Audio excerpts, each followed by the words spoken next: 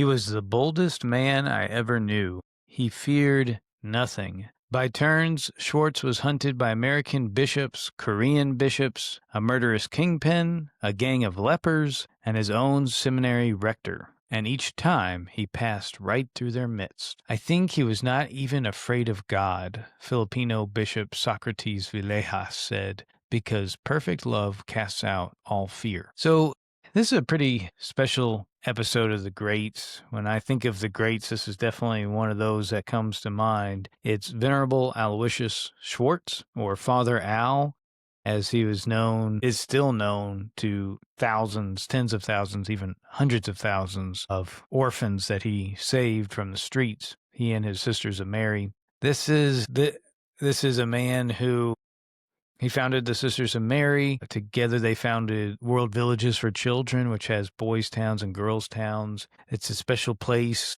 I took my whole family down to Girls Town just this past year. I went with some of my my father-in-law and some buddies to Boys Town in Guadalajara. So the World Villages for Children at every boys' town and girls' town, all the children have either lost one sibling to starvation or have been trafficked, or both. So the boys' towns and girls' towns in the world, I think there are about 14 total now, in Korea, the Philippines, Latin America, and now Africa. They provide more beds. They shelter more children from human trafficking and victims of human trafficking than any other institution on the planet. Father Al didn't just start another orphanage, didn't just start another order of priests or nuns. He created what is perhaps the greatest orphan relief program in the history of the world. So we produced with Kevin Wells, the author of Priest and Beggar, the book that we're going to be talking about tonight. The author of that book and I have become friends. We've gone down to Girlstown together with my family. And we also helped Voyage Comics produce a comic that's just coming out about Father Al's life called Fear Nothing. Fear Nothing, we get that title from that quote that I started the podcast with. This is a comic book for children of the world to read and get saints as their heroes. It's a comic against bullying because Father Al had to fight so many bullies in his life. Some of those I just mentioned in that quote, American bishops, Korean bishops, Kingpin, just like I'm going to reference Daredevil, like the Kingpin. This guy was very much like the Kingpin from the comics. A gang of lepers, his own seminary rector. It's time after time, he confronted huge obstacles, violent obstacles. And so we made this comic book about him fighting off bullies. And the last bully that he had to face was his own mortality.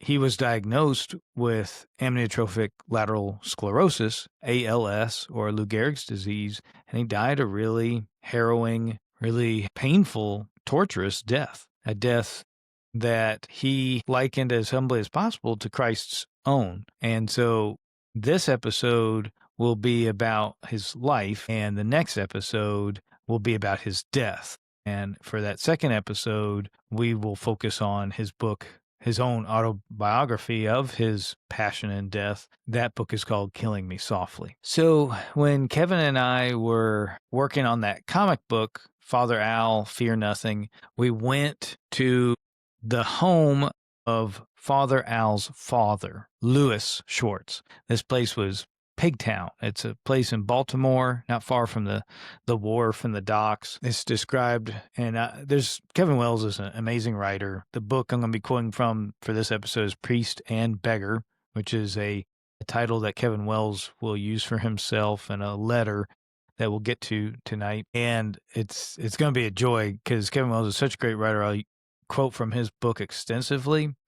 And he has just wonderful visuals. So he describes Pigtown, where Louis Schwartz grew up. And what we're getting at here is that Father Al experienced a lot of poverty in his life, in his childhood. And then we're going to see a theme throughout his life of trying to live authentically poor, trying to live authentically in solidarity with the poor. So he is going to search through a couple different orders and priesthood options, vocations within the priesthood to find the most arduous, the most authentic poverty. But he knew poverty growing up. So Pigtown, where his dad was from, coagulated blood clung to the air like incense as he played stickball in the cobblestone alleys outside his home. Lewis is going to grow up just down the street from George Herman Ruth, Babe Ruth. This is, if you've ever been to the Babe Ruth Museum, that's Pigtown. That's right where he grew up. His parents had an interesting courtship, and that pointed to Father Al's future missionary work. But before that, Lewis's father enlisted in the U.S. Navy. He was on a minesweeper, spent long days fishing out old German mines from British sea lanes, and it must have been grueling work for him. When his children would later ask him about this experience, he'd just have this cast faraway glances of his time in the war. So he settled, when he came back from Navy, he settled in Washington, D.C. We're still talking about Lewis, Father Al's father, and he met Sedalia Bourassa. She's from Montana. So that's kind of an interesting combination.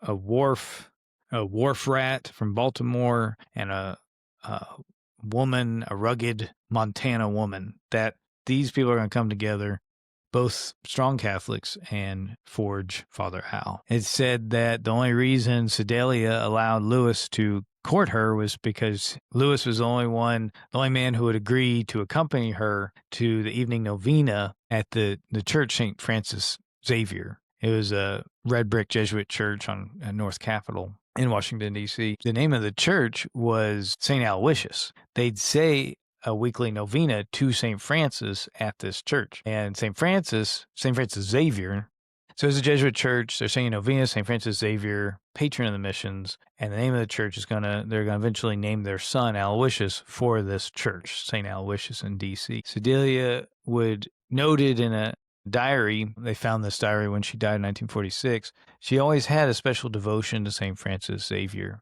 patron saint of foreign missionaries. She had committed herself to his novena of grace for 21 consecutive years. And the novena booklet was written, "Those who help Catholic missionaries by their prayers and alms are carrying on the work for which St. Francis lived, suffered, and died." And she'd pray at St. Aloysius Church, and then her son, Father Aloysius, Venerable Aloysius, would go on to be a great missionary in Asia. So if you think novenas and prayers don't work for your children, let Sedalia's example correct that. So speaking of his childhood poverty, Father Al's father, Lewis, is going to fall sick, and he's going to be unable to work for a year. So Father Al, little Al, and his brother Lewis are going to have to pick up the slack, assist the family financially, add some paper routes. This period of silent sorrow is pivotal to understanding Al's childhood formation. Between 1941 and 42, in the thick of World War II, his adolescent eyes witnessed firsthand the anguish of the human condition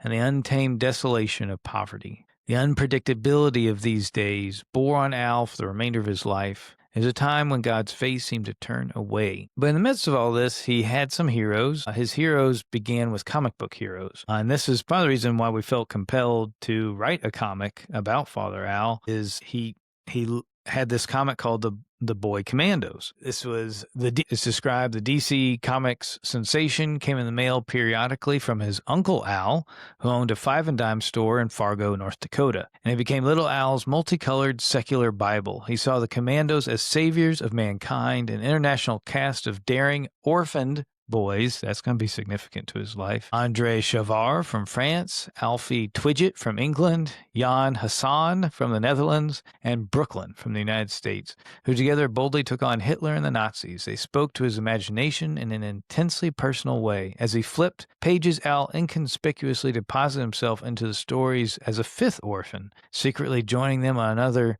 dire circumstance in Hitler Town and Naziville. When the foursome yet again saved the day, Al imagined that one day he might do his part as well. And he asked himself, even then, are priests able to save this way? So the idea of becoming a priest really started growing in little Al's head. And, this is a boy who's going to be secretly celebrating the Mass in his basement. Lewis's little Al's father, Lewis, his sister was Sister Mary Melfrieda. She was I think a religious sister there in D.C., and so they'd go and visit her. This is a quote, she sat on the porch of her convent at one of the highest points in town awaiting them. Dad's bald tires would start spinning out climbing that hill. This is all from Al's brother, Louis Jr. Dad's bald tires would start spinning out climbing that hill. With all of us in there, we would always struggle to even make it up that hill, Lou remembered. Sister Melfrieda was a fully habited missionary with the Sisters of Notre Dame de Namur. Her disposal, her meekness, wit, piety, and Germanic backbone, she put all her gifts, all her charisms at her disposal to educate her destitute black students as a teacher at Our Lady of Perpetual Help Mission on Morse Road, which was situated a mile from the old home of abolitionist Frederick Douglass. When Al listened at her feet, he felt he was sitting at the balcony of a queen, and she awoke in his heart a yearning, a whole new world of yearning for Christ and to know Christ. Father Al began to see her work as not as the world would see it. A revolution took place in Al's mind. Serving the poor in the slums was not an obscenity. It was the privileged path to entering the life of Christ in the Gospels. Christ chose the poor. To work for the societally disregarded was to share in his thinking. His aunt knew this, and Al started to see the world through her eyes. There's a moment when at all the Schwartz family was gathered at his house, and Al shared that one day he wanted to become Pope. And the whole family laughed, thought it was a big joke, but Al secretly knew he was not joking. As altar servers, little Al's brother Louis said for him, altar serving was just pro forma, but he knew for Al it was not. Lou would later say, I have to say that serving Mass for us may have just been pro forma. It was for me.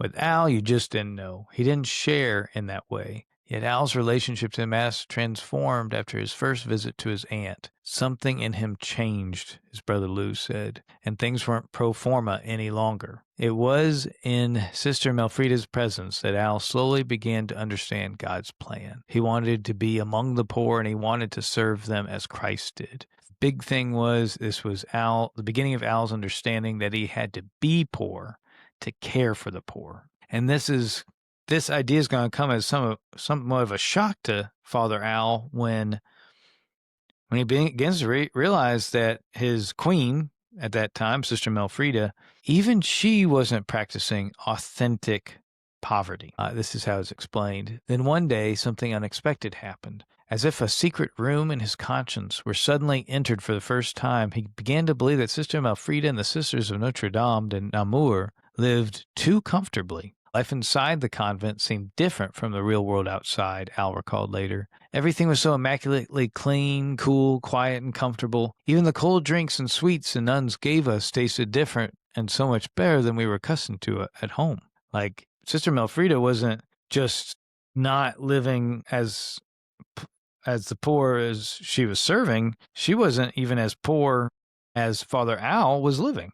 A suspicion began to rise within him. The sisters' care for the poor seemed to him to be phony. When their days concluded, they returned to a world of relative comfort, whereas the blacks they served and taught came home, just like Al's own parents, to a day-in, day-out struggle to make ends meet. Where once Al saw the romance of his aunt having renounced the world to serve a people who had largely been renounced by society, he wondered whether the Sisters of Notre Dame were really living Christ's call to sell what you possess and give to the poor, and come, follow me. He recognized that the sisters could not be considered rich, but that they could not be considered poor like Christ either.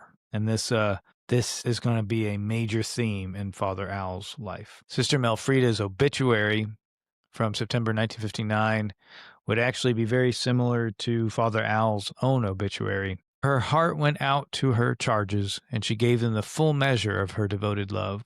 Sister Mary Melfrieda was a real apostle. She saw Christ in the dusky face of every child she taught and tried to make him realize his dignity as a child of God and a member of the mystical body. Every lesson she taught was impregnated with this one idea. Her little pupils did not have much in the way of worldly possessions, but she wanted to make sure that they would be spiritually rich. It was at this point in Al's life that the Boyhood Commandos are going to step aside, and we're going to now see him begin to read from the Catholic library of martyrs, saints, prophets, lonesome missionaries, and his borrowed and dog-eared books. These lives lit fires in his soul. Just like that, Kevin and Priest and Beggar is going to say, Superman gave way to Blessed Charles de Foucault, and the mysterious Lone Ranger became the mystic St. John of the Cross. Captain Marvel couldn't rescue poor kids the way St. John Bosco could. These sacred new heroes opened for him a vast and deep desire to live like Jesus Christ. As he read the lives of the saints, he saw that many resembled Christ as a starved man, one whose face was beaten and whose body was stained with blood as he gave his life for all, the poor, the rich, and even the riotous Hagars next door. That's a reference to the bullies that lived right next to him. It's just bullies after bullies in his life. I think Father Al enters a high school seminary. This is St. Charles Seminary. He had won, he's a very smart child, top of his class or thereabouts, and he had been given a scholarship to go to a prestigious high school there in Baltimore. No, sorry, he's in D.C. at this time. But he declined it instead to go to seminary. That would have been, scholarship was a big deal for him being in this poor family. It would have been the greatest education any of them had yet received. But he decided instead to go to high school seminary along with his brother Louis. But before, this is a Sulpician seminary. So the Sulpicians were a French, I think even a Parisian order of priests founded by Father Jean-Jacques Odier, who was a disciple of St. Vincent de Paul. St. Vincent de Paul is going to come up a lot in Father Al's story.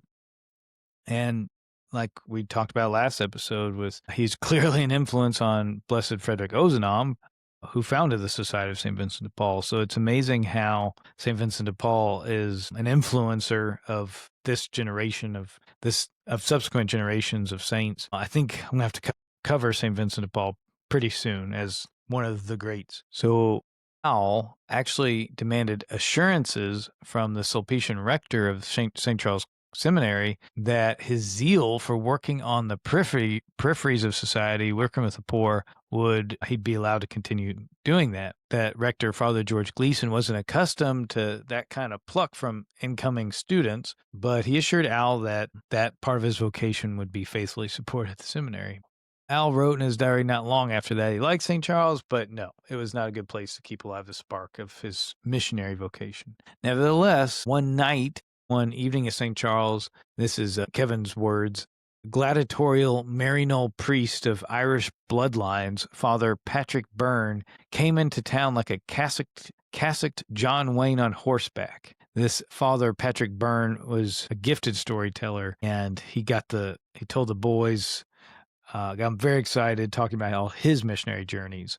I could almost do an episode on just Father Patrick Byrne. There's going to be Vincent Lebbe as another great influence on Father Al down the road. That might be another episode as well. We'll see. And reading it about these guys, there's just leads you to so many other great saints. So trying to keep up. Father Patrick Byrne was like the guy, the missionary. He's a Maryknoll missionary who went to Japan after the war, after the bombs were dropped on Hiroshima and Nagasaki. And post-war Japan was a pretty tough place. It's not going to be as tough as post-war Korea, where Father Al's going to end up, but there's a remarkable similarity that he's getting to hear from a missionary to post-war Asia. It's going to be two different wars. This was World War I with Japan, World War II with Japan. It's going to be the Korean War with Korea. But it's funny how God put these people in his life, how God puts people like this in all our lives. Father Byrne's heart had been torn open by the loss of more than 250,000 citizens in the atomic bombings of Hiroshima and Nagasaki. Japan's soul had been stolen, Father Byrne told them, and its survivors were searching for a new way. And this guy, Father Patrick Byrne, had actually been an alumnus of the same St. Charles Seminary. He had traveled to the Far East 9 years after his ordination in 1915, and he worked tirelessly and successfully, ultimately, to establish Maryknoll's first mission in Korea. Father Al is going to be a great missionary to Korea one day. Just a remarkable coincidence. Within no time, a large population of Catholics and seminarians began to spread across the Korean countryside. After it was flourishing, he headed to Kyoto, Japan, and Japan was not particularly welcoming, but he had great success there too. Father Patrick Byrne was so powerful at winning Catholic converts in the Far East that Pope Pius XII named him a bishop and the first apostolic delegate to Korea.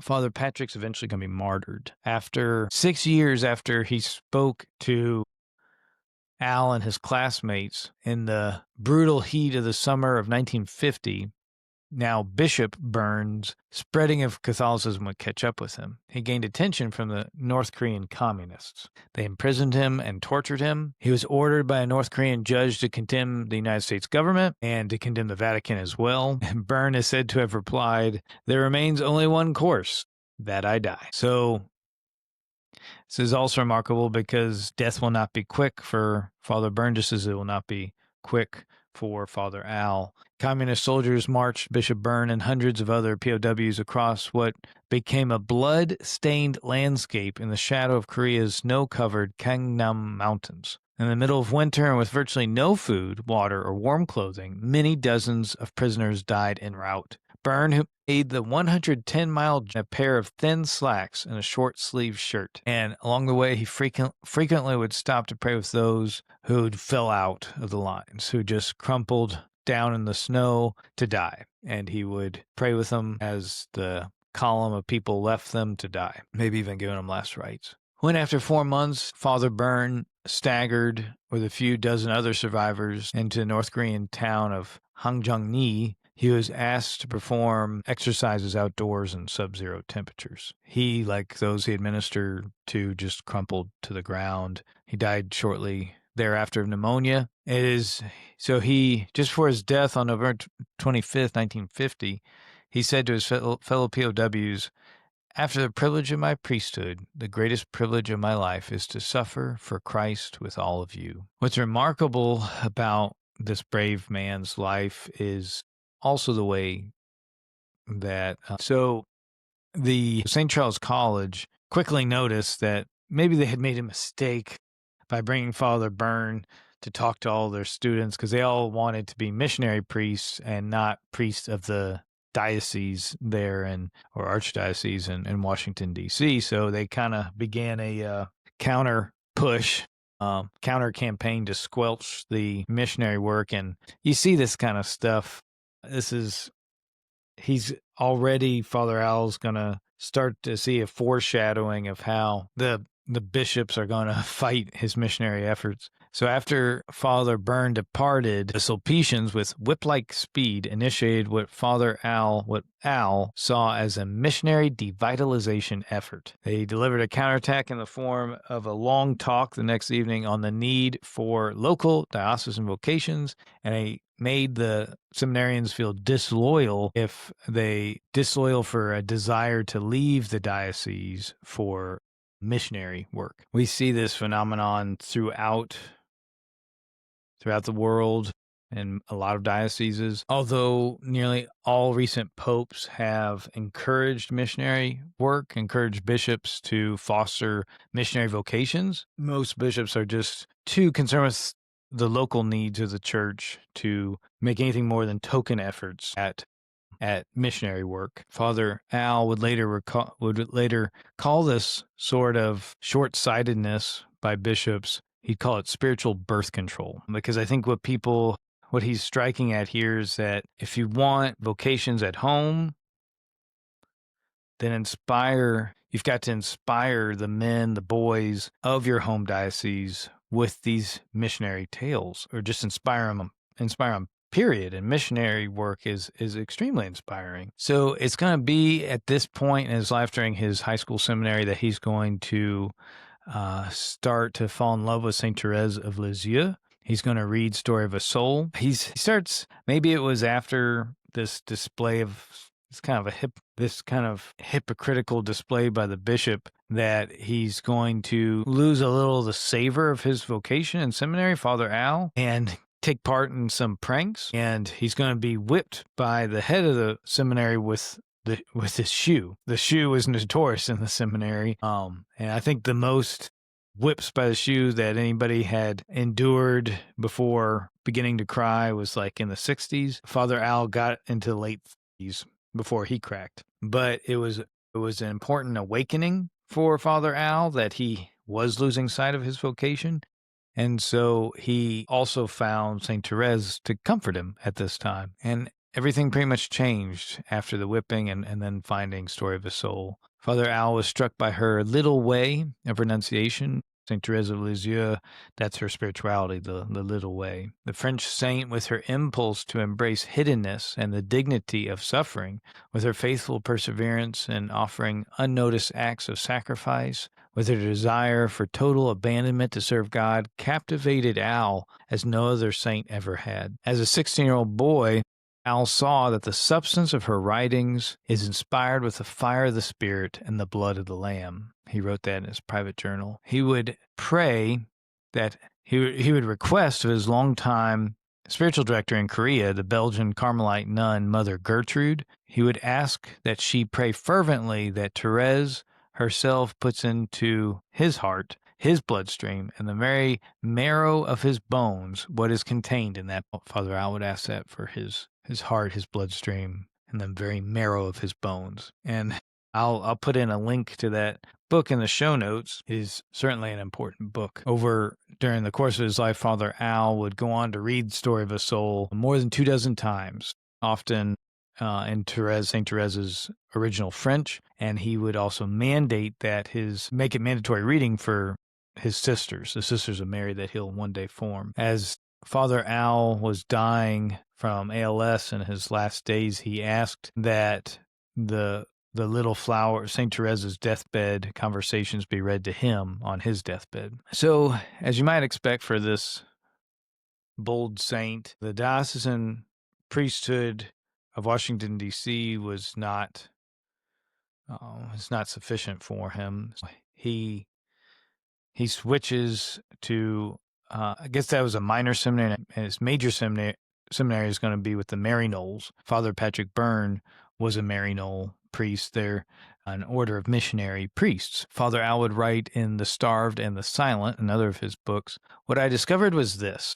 Maryknoll was rich, unmistakably so, considering that these students are preparing themselves for an apostolate to the poverty-stricken peoples of Asia, Africa, and Latin America, who are at the opposite end of the economic spectrum. One cannot help wondering if this arrangement is not something less than the ideal. That one should prepare for a life among the poor by living rich struck me as being at least a bit illogical. So that's Father Al writing about he's just not finding an order of, Maryknoll is an accomplished order of missionary priests, but they're not satisfying his desire to also live like those he'd be a missionary to live in poverty. Although he saw the Maryknolls as sort of an Americanization of missionary life, it caused Al an enormous distress. But even so, he continued to thrive in school because that's just what he does. He thrives in the midst of hardships. That's maybe one of his most defining characteristics. Because he's a top student, Maryknoll started to earmark him as a future leader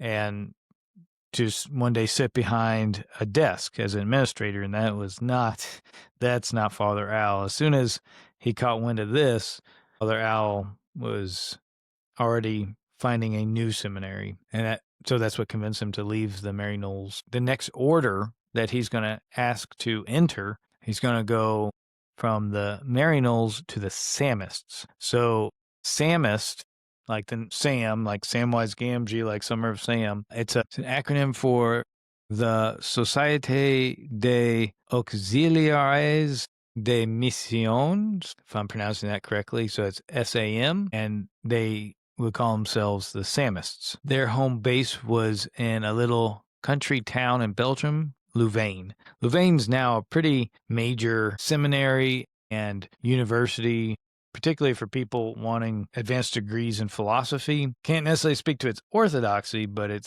certainly has renown even today. Began more or less during Father Al's time. The SAMists proposed what they called a new mission formula, which was right in Father Al's wheelhouse, right what he was looking for. So the idea would be they'd form secular priests who would work with and under native bishops in Africa and Asia. Secular priests meaning they're not in an order of priests. They're not living necessarily in community, but they'd be functioning as diocesan priests. So they would work with and under native bishops in Africa and Asia. The SAMists required of its community of priests to embrace fully the identity of the people they served. They wanted priests speaking the local people's dialect, eating their same food, wearing their same threadbare clothing, Father Al like that, and embracing their customs, poverty, and humble ways. Father Al saw this work as abandoning oneself to live entirely on the fringes of society,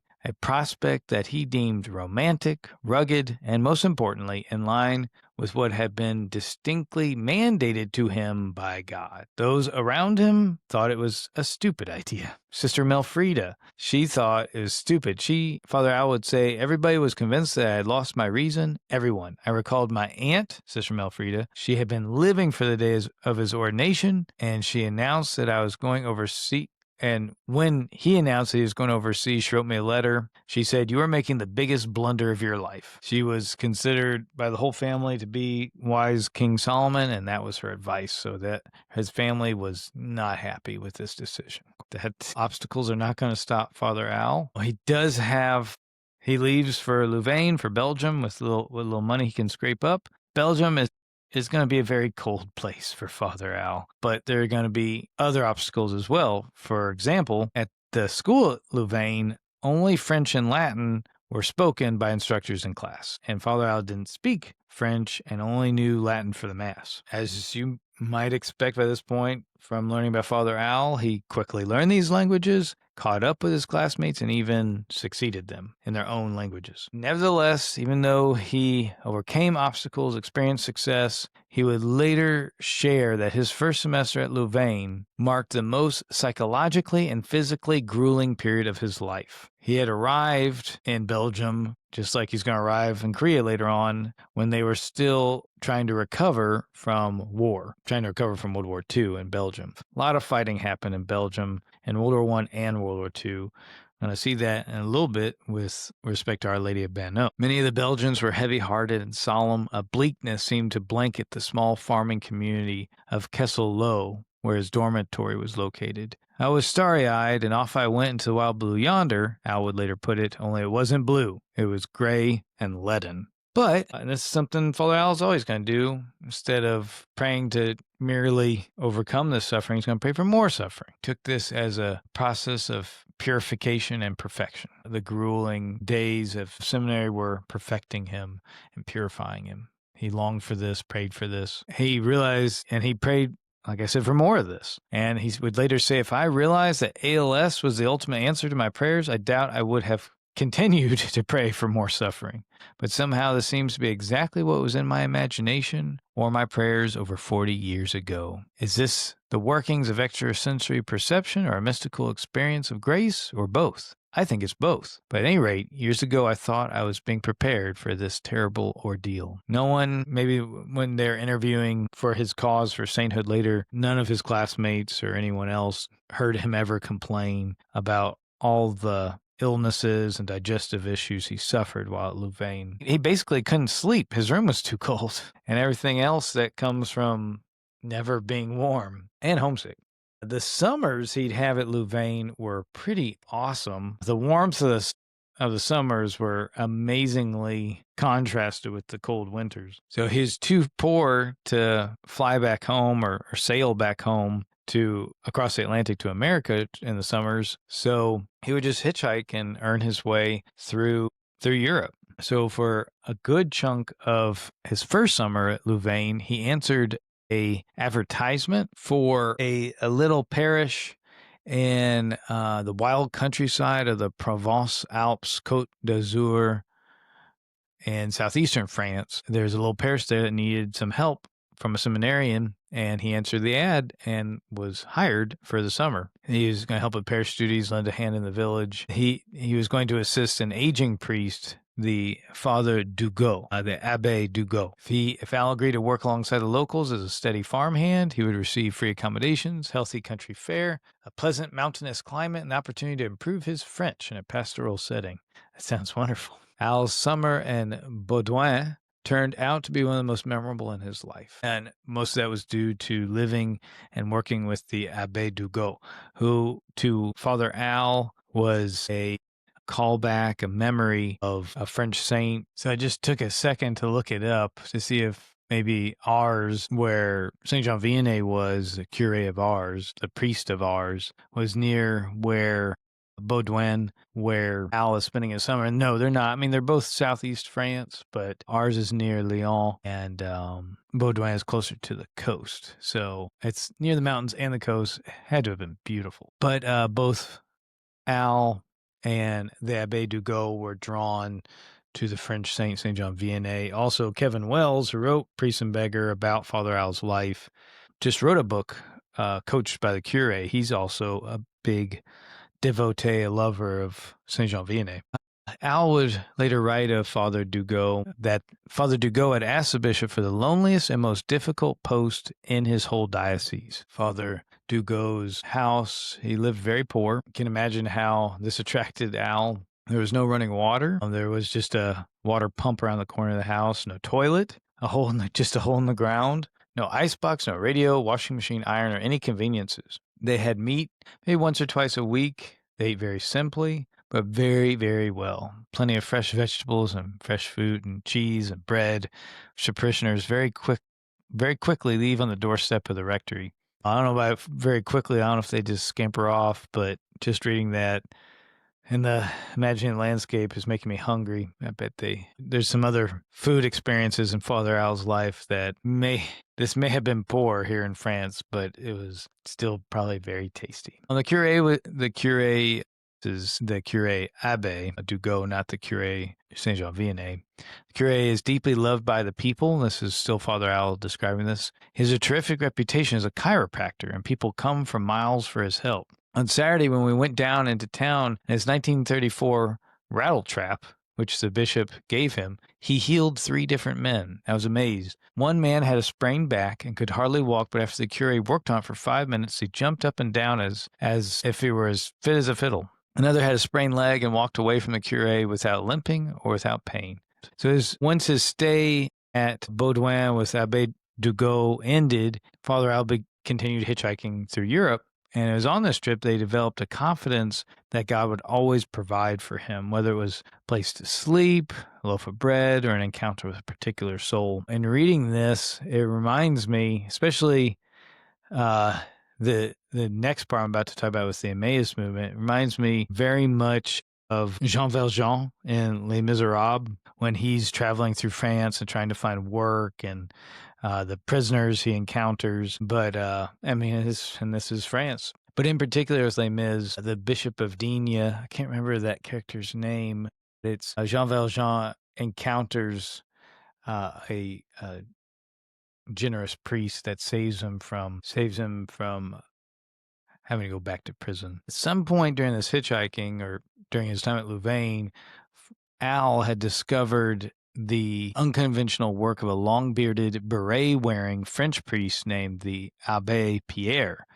Born Henri Grousse. So we've gone from, not to get you confused with abbés and curés, he was staying with the Abbé Dugot, and now he's going to stay at one of these homes that the Abbé Pierre founded. So the Abbé Pierre was a former World War II resistance fighter who founded what came to be known throughout Europe as the Emmaus Movement.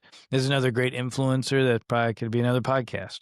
The Abbé Pierre, surmised that homeless men and women would regain their dignity through their labor and begin to reconnect with society if they were given a job. One unintended effect was that in feeling the euphoria of Lazarus from the grave, many returned also to God, and their dignity was given back to them. All the poor people of Europe following the human devastation of World War II. So the Abbé Pierre created this fundraising movement. This is going to make you think of Father Al too. But he created a fundraising movement to help get the homeless and poor of Europe back to work, and in so doing, back to God. So this movement really got off its feet when the Abbé Pierre gave a speech on Radio Luxembourg on February 1st, 1954. He gave this impassioned call and begging the French people and the government to come to the aid of the homeless during an especially brutal winter that year, 1954. The priest's radio plea generated several $1 million in donations almost overnight. It was reported that the National Postal Service couldn't handle the deluge of letters. He said from the radio, "My friends, help. A woman froze to death tonight at 3 a.m. on the sidewalk of Sebastopol Boulevard, clutching the paper that, just the day before, had evicted her from her home." So, this is you can see how this will inspire Father Al's future work in raising money for the poor and bringing a whole war-torn country from the brink of annihilation and restoring dignity to the homeless and orphans. So he'd spend Christmas break at this Emmaus community in Paris, I believe. He hitchhiked over to Paris on a moonless Christmas Eve, and as he stood outside the door in a sleeting rain, a whiskey-voiced man beckoned him into a large kitchen warmed by more gruff-talking men, hot food, and a well-tended fireplace. You can just feel this. The description is so good from the author, Kevin. Al's mud-caked cassock dragged across the floor as he headed for a table where a bowl of soup, greasy potatoes, a hunk of cheese, and a glass of, this is my favorite part, vicious-tasting red table wine were set before him. He said, Father Al would later say, it was there that he would go on to celebrate the most memorable Christmas season of his life. Like I was saying before, it reminded me of a scene from Les Miserables. There was Maurice at the table who had one of those hard, leathery, ageless faces, which could have been 55 or it could have been 35. That Frenchman was a murderer and an ex-convict who had recently been forced to the streets of Paris because no employer would take him on as a bricklayer after his release from prison. It's like Jean Valjean couldn't get work because he bore a yellow card of a convict, and it's like parole card, and so eventually will ditch his identity as Jean Valjean. There was also at Mass that night, Jean, a once suicidal laborer who had been living beneath a bridge on the River Seine, and then Philbert, Marcel, Robert, Sharif, Monsieur Saint Vincent, Guillaume, and other hard-luck men also gathered for this Mass. Seemed more like a fireside chat among the dregs of Paris than Holy Mass. The incense of the Mass got lost in the scent of sweat and sawdust burning stove, but to Al, the fragrance was sacred and ambrosial, like the shepherds descending the Bethlehem hillsides, the coarse men in his midst, once gnawed by loneliness, rejection, and the cold of the night, came just as they were and offered just themselves. It's a great scene, this Christmas scene. At one point, a fight breaks out because one of the Italian immigrants gets called macaroni, and it gets the priest head of the Emmaus community, the brother-father, to connect it to the mother-sisters of Sisters of Mary, ended the fight by pouring a pitcher of water over one of their heads. But Father Al worked with them in the bitter cold alongside these homeless men from Paris, the toughest of the tough, former legionnaires, ex-convicts, soldiers of fortune, clochards, which is apparently vagrants, and victims of unhappy circumstances that had been caught up in the mechanism of an impersonal society before finally being cast off as waste products. This reminds me of John Paul II after the Soviet takeover of Poland. They're carrying wheelbarrows of concrete. Reminds me of, I think John Paul II was at a quarry or a concrete factory. So Father Al, after summers and winters and semesters in Europe at Louvain and with the SAMists, he's going to rise to the top of his class again. The cream that is Father Al always rose to the top. But he's going to go too far. Maybe not too far, but it's at least going to cause him maybe he did the right thing, but maybe he was a little imprudent or at least a little self-creation of obstacles. There was the superior general of the SAMist order that was there at Louvain. His name was Father Dieudonné Bourguignon, which it's a tough name.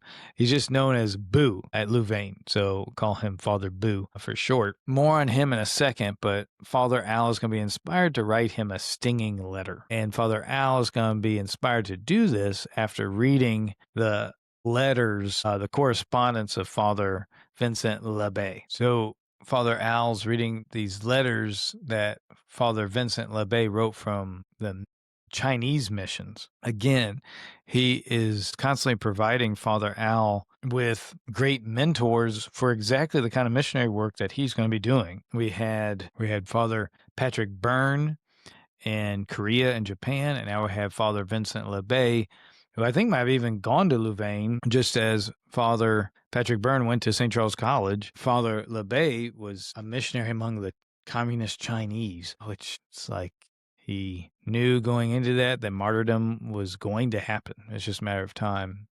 I might do another podcast on Father Vincent Lebbe. He seems pretty awesome. I'll just briefly mention him right now, give you some highlights. But Father Al saw in Lebbe an embodiment of a missionary life, both temporally aware and deeply spiritual, a crossbreed between the old soldier Ignatius of Loyola and the contemplative John of the Cross. Give you just a taste of Father Vincent Lebbe. The Lebbe stories were passed around seminaries like cups of sugar from one neighbor to another. It's kind of everybody viewed him as kind of a Wild West hero. He's a Wild East hero. Barrel chest, thick horseshoe mustache that flared out when he shook with laughter, which was often. Shaved bald head, kind of like Maximilian Kolbe. Deep interior peace, mastered the native Chinese language of Mandarin, and he just, he feared nothing, just like Father Al. So he entered China. Early 1900s. This was right after the Boxer Rebellion. So in the Boxer Rebellion, it was called the Boxer Rebellion because of the Society of the Righteous Fists or something like that. It was the Chinese felt like their ancestors were imbuing them with this power to overcome the British rule at that time, and overcoming British rule meant slaughtering the Christians. It was a rejection of Christianity in China, and it was human toll on all sides. And Father Lebbe came into this as a Christian missionary, so tough time. Lots of people have been crucified. But after slaughtering the Christians, Chinese communism quickly made China, especially the peasants, for the days of Christianity. Father Lebbe fought a long crusade. Probably the most important work of his life was fighting for native Chinese bishops. That the Chinese would never, the success of missionaries could only go so far if Chinese weren't led by their own Catholic bishops. And he succeeded in that. I think by the time he died, there were a dozen, 2 dozen bishops of Chinese birth in China. But just like Father Lebbe had a martyrdom not unlike Father Patrick Byrne's. They tried to get him to renounce Christianity too, and that just wasn't going to happen. Father Lebbe had been desiring martyrdom from childhood, and even his mom, he told his mom as, I don't know, like 5 or 6 years old, I am going to be a Vincentian, and go to China to be martyred. He said that very young to his mom, and his mom was like, she believed him. So he was captured by the Chinese communists and tortured in 1940. They attempted brainwashing, but that didn't work. So ultimately, they just, after torturing him for weeks, they just threw him into the streets halfway dead. His liver and kidneys soon failed, causing his skin to yellow and his stomach to balloon. As he lay dying in Chongqing in June 1940, squadrons of Japanese planes were dropping bombs outside of his window. And because of his kidneys failing, they said when he was dying, he looked more Chinese than Belgian. His final words to the priests that surrounded his bed were, "If my suffering is enough to make saints of you, I'll suffer still more." And Al would often refer to those words during his priesthood as he would suffer for the orders that he founded as he died from ALS. And what's remarkable is that the Chinese government, the communist Chinese government flew flags at half-mast to honor Father Lebbe's death. It was a secular bow to honor a man's will to give all for God and for the Chinese. So Father Lebbe, reading about this man's amazing exploits in China and boldness, Father Al didn't need much of a reason to be bold. He writes a letter to Father Bu. He writes a brutally honest letter to Father Bu about the abuse he had suffered at his hands. Now, a note on Father Bu, because he is kind of a sympathetic figure. He had been tortured by the Nazis. He could have possibly been another Father Lebbe, but he cracked under the torture. His soul had been terribly rattled by hostilities he endured as a prisoner of German concentration camps. He had been part of the Belgian underground resistance fighters in World War II, and he came back from war angry, and his temper, everybody knew about it, his temper was ferocious. And Al had been elected, I don't know if he wanted this position, but he had been elected like the superior student to the superior, senior student to the superior. So he was given the responsibility of passing on the complaints of the boys in seminary, like a student body president, to Father Bu. And Father Bu, maybe today he'd be generous with the request, but the next day he might literally throw Father Al, just still Al at this point, out his door. He was violent and strong temper. And so Father Al sent him a letter rebuking him, saying, so Father Al is writing this on his way to Washington, D.C. to be ordained, where Father Bu is also going to follow him and travel after him to honor this first American to be ordained as a member of the SAMists. But Father Al is saying, no, I don't want you to speak at my ordination. I don't want you to act like you are that the SAMists are this great international order when you have strongly favored, to the detriment of everyone else, all the Belgians, all the local Belgians. So maybe Father Al could have timed this better. Father Bu's going to respond by stopping Al's ordination, writing to the bishop there in Washington, D.C., I think it's D.C., might be Baltimore, that Father Al's crazy and that he lacks mental stability based on the penances he undertook. And so his ordination, Father Al's ordination, is going to be held up because of this. And this is going to be another consistent theme in his life. He's going to have to appeal to the bishop superior of the SAMists. So Father Bu's the superior general of the SAMists, but even there's a bishop he has to answer to, I guess, because, I don't know. That's just a chain of command. And this Bishop Kirchhoff's, is going to be his savior. And this is going to happen multiple other times in Father Al's future missionary work, that local bishops, or he's going to be defamed and calumniated, but he's going to seek a higher authority, and Our Lady is going to help him make a strong connection, have higher authorities intercede for him. So this happens with Bishop Kirchhoff's, the superior major of the SAMists. And the conversation wasn't going well with Bishop Kirchhoff's until Father Al mentioned Our Lady of Banneux, the Virgin of the Poor, which Banneux is a Belgian city. I'm going to get to this in a second, but it was a local apparition of the Blessed Mother that was very dear to Father Al's heart. So some highlights of this apparition of Our Lady of Banneux. So the Virgin of the Poor is going to be Father Al's number one muse, his Beatrice, his everything. It's going to be just have this beautiful Marian spirit. Our Lady of Banneux, you're also going to see little houses like the one, the little Belgian house, a little chapel that was built in Banneux, there's going to be one in every girls' town and boys' town.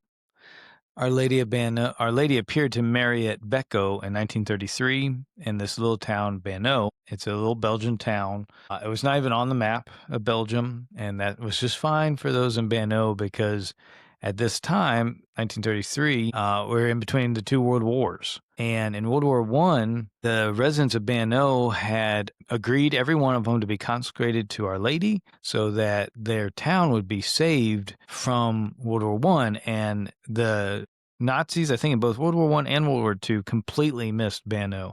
In World War I, not even a rifle shot was heard from the war that raged all around Belgium. And Belgium was built through the Ardennes forest of Belgium, and the Eastern Front in France was built the Maginot Line.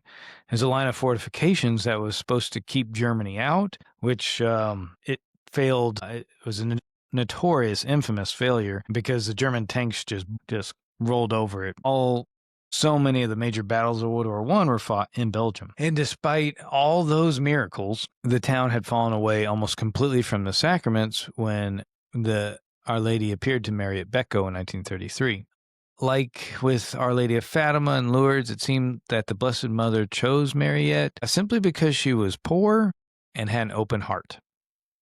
So it's not Blessed Mother hardly ever appears to the most intellectual. She appears to children that have an open heart and poor children. That it was a cold night, and Mariette wanted to go outside to search for her brother that had not yet come home. But then a bright ball, like the moon, passed through pine trees and began to move toward the Becco home, gradually taking on the silhouette of an exceedingly beautiful woman. She was a little over 5 feet in height and hovered a few feet above the ground just outside the window. The image looked directly at Mariette, and she was smiling. She appeared as a vision of radiant light, clothed in a white garment above a blanket of snow, where an onion patch would bloom in the springtime. Mariette, there's this moment where Mariette takes her lamp away to see if she's casting a glare onto Blessed Mother. And when she takes the lamp away, she shines the light, the radiance grows. She shines all the brighter. Again, Mariette wants to go outside, but her mother tries to stop her because the mother thinks this is a witch. There's a lot of superstition in the countryside this time because they'd fallen away from the sacraments. They'd probably fallen into other stuff. So maybe the mother wasn't wrong in thinking of some kind of demonic manifestation. But Mary will return 3 days later, and that night is even colder than the night before, and Our Lady draws Mariette to the edge of a deep forest. And all this is symbolic. All the gestures and motions, Father Al will later take these, ponder them in his heart, and find deep symbols. So Mariette is brought to the edge of a deep forest at the Becco's property line. And it's at this point that Mariette's father sees her, races outside to grab his daughter, and stops. He sees her drop like a stone to the ground 3 times. And there Mariette knelt for a while, her gaze fixed at some point above her. Mariette appeared to glow and to radiate light, and she was completely absorbed. And then it says, he watched Mariette kneel by a spring he had never seen before. It was right at the edge of their property. It was a fresh spring that had just come from nowhere like at Lourdes. The father was too afraid to speak when she suddenly plunged her hands into the icy water. He didn't know that she was obliging the command of Mary. Mary had told Mariette, plunge your hands into this water. Plunge your hands into this water. The spring is reserved for me. She kept her hands submerged for a long time. Mariette appeared a few days later and identified herself as the Virgin of the Poor. It's the first time she adopts a title that identifies herself with the poor. She said she had come to relieve the suffering of the poor and broken-spirited, while also calling for unceasing prayers. She always does. And she also asked a small chapel be built for her in Banneux, and this is going to be the chapel that Father Al is going to reproduce in every girls' town and boys' town. So that every girls' town and boys' town is like another Banneux. So from this, there's I don't know, Mary might have spoke less than 100 words in this whole apparition. But from the gestures and the symbols and her words, Father Al is going to develop a whole system and structure for helping the poor. He would piece together a system that would structure his own incomprehensibly fruitful work for the poor. He saw divine significance in Mary's unsubtle request, her command that Mariette plunge her hands into the icy water. He took this as Mary's invitation to enter into Jesus' humiliation fully, to plunge into it, his humiliation and his suffering, as well as an encouragement to do penances, all to convert sinners. Mary's insistence on prayer and the lessening of burdens became the cornerstone of boys' towns and girls' towns, becoming a champion of the poor and fidelity to the poor and broken-spirited. Quote, the message at Banneux would become the raw material to build the the broadest non-government funded service for poor children in history. It's hard to overstate what Father Al would be able to accomplish for the children of the world. So I think this is where we'll end this episode. Looks like this is going to become a two-parter, and then we'll do a third part on just Father Al's passion and death based on that book, Killing Me Softly.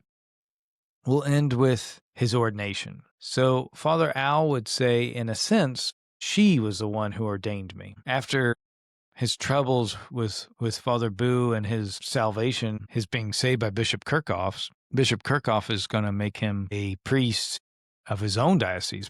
He's going to have such an impression on Bishop Kirchhoff, who's the Bishop of Liège, Belgium, that Father Al is going to be ordained a priest of Belgium, of Kirchhoff's diocese. And that at this point he's going to go to Banneux, and he's going to have a mystical moment there that he never really describes. And maybe that, and I asked Kevin Wells about that. I'm like, doesn't that bug you that we never got details on that? He's like, no, I think that's right. It was an intimate moment between Father Al and the Blessed Mother. But Father Al did say a couple things. He said, in a sense, she was the one who ordained me. He wrote, she puts her hands on this child and blesses this child. To the bishop, Our Lady did this to me. So that mystical moment he's going to have with Our Lady is going to take on the form of his ordination. Father Al will later say, Mary of Banneux chose me at an early age, just as she erupted in the night in the life of Mary at Becco. She suddenly appeared in my life without any preparation. She brought me to Belgium, where I discovered her. I never heard of Banneux before then, so my priesthood in a special way belongs to Our Lady of Banneux. My apostolate is hers, and I would like to be buried at her feet and say that all praise, glory, and honor for anything good accomplished in my life goes to her and her alone. In all the fights and obstacles and bullies that he's going to encounter in the next phase of his life in Korea, in the Philippines and Mexico, she is going to be his safe port, and amid those stormy seas and storms. And then 2 podcasts from now, when we'll talk about his road to Calvary and his fight with ALS, or his death from ALS. His last words will involve his Beatrice, his muse, Our Lady of Banneux. In his very last hours, Father Al will call out to her, whispering aloud to the sisters of Mary who surrounded him, the Virgin of the Poor has been working with me since the beginning. She does not need me anymore. Father Al's brother Louis will say he offered Our Lady of Banneux his entire priesthood. I guess that's about as pure as it gets. So we'll end this podcast with those very beautiful words. Our Lady of Banneux, pray for us. Venerable Aloysius Schwartz, pray for us.